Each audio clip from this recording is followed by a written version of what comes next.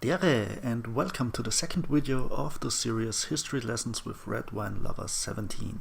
In the last video I introduced you to the British Tier 1 cruiser HMS Weymouth. Today we move up a tier and talk about the light cruiser HMS Caledon, a Tier 2 cruiser in the game. This is a very historic ship, one of the few to actually survive both world wars. It is the second British warship of this name and stands for the short form of the Roman name for Scotland, Caledonia.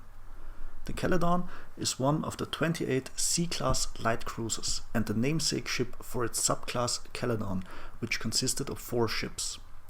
The Caledon also had 5 152mm rapid-fire guns and 4x2 torpedo tubes with a diameter of 533mm in the game.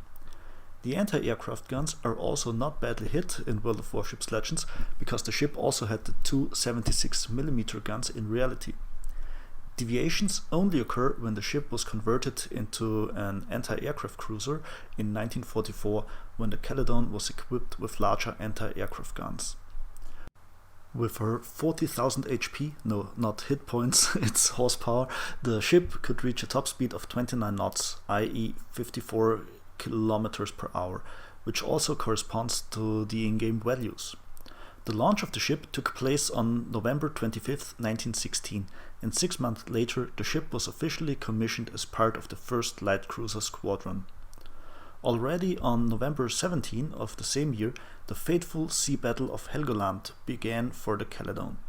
Several minesweepers of the German Imperial Navy tried to make a safe way through the bay at Helgoland, and were covered by 4 light cruisers, 8 destroyers and the 2 battleships Kaiser and Kaiserin respectively. The Caledon, like her sister ship Calypso, was tasked with neutralizing the minesweepers and preventing the German operation. The 2 ships were supported by the 1st Cruiser Squadron and the 6th Light Cruiser Squadron. At about 7:30 am, a battle broke out between the British and German ships. Due to their numerical inferiority, the ships of the Imperial Navy tried to retreat, which was more or less successful through the skillful use of smoke screens. However, the retreat was hindered by the surrounding British minefields. The Caledon came under fire from the German battleships Kaiser and Kaiserin and took a heavy hit from a 30.5 cm shell on one of her guns. However, she was able to avoid even greater damage.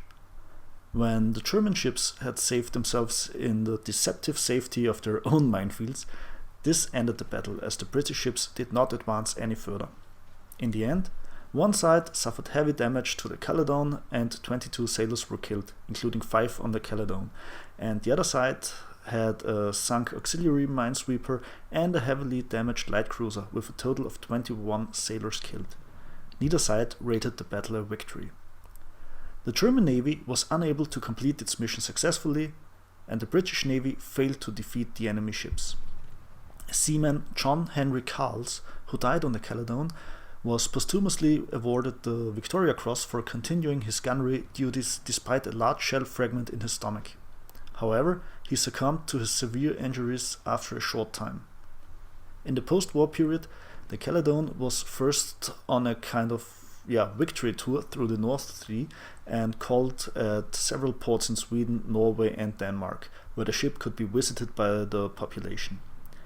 It was not until 1922 that the ship was called back into action, among other things to control the waters around Ireland in order to prevent supplies from being delivered to Irish insurgents, or later in the eastern Mediterranean as a surveillance ship in the conflict between Greece and Turkey. This was followed by several more survey cruises and in 1923 a collision with the German boat Neumark I off Cuxhaven. After its general overhaul in 1926, there was another collision with an Italian freighter in the Mediterranean in 1928.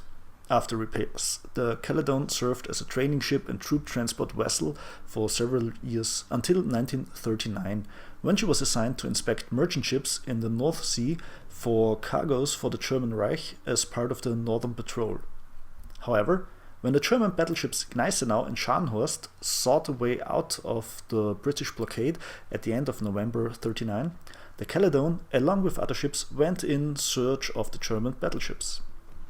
However, due to weather damage suffered in the rough seas, the Caledon once again had to go to a shipyard for repairs and was then transferred to the Mediterranean. With Italy's entry into the war on June 10, 1940, only 9 light cruisers, including the Caledon and her sister ship Calypso, were available to the Royal Navy in the eastern part of the Mediterranean. In order to stop Italian transit to Libya, the Royal Navy attempted an advance in which the Calypso sank, becoming the Royal Navy's first loss by an Italian warship in the Second World War. The Caledon was then moved to the Red Sea in early August to secure the removal of British soldiers and civilians from Berbera in northern Somalia. The Caledon was also on hand for the recapture of Berbera a few months later, supporting the landing with her naval artillery. Then, the Caledon returned to the UK in July 42 to be converted into an anti-aircraft cruiser from September 42 to December 43. The Caledon thus moved back into the Mediterranean and secured Allied shipping against air attack. In early May 1944, the Caledon was part of a large convoy of ships that was attacked off the eastern Algerian coast in 4 waves by over 60 German aircraft. Here, the Caledon did particularly well and managed to shoot down about 10 Luftwaffe aircraft, which was about a sixth.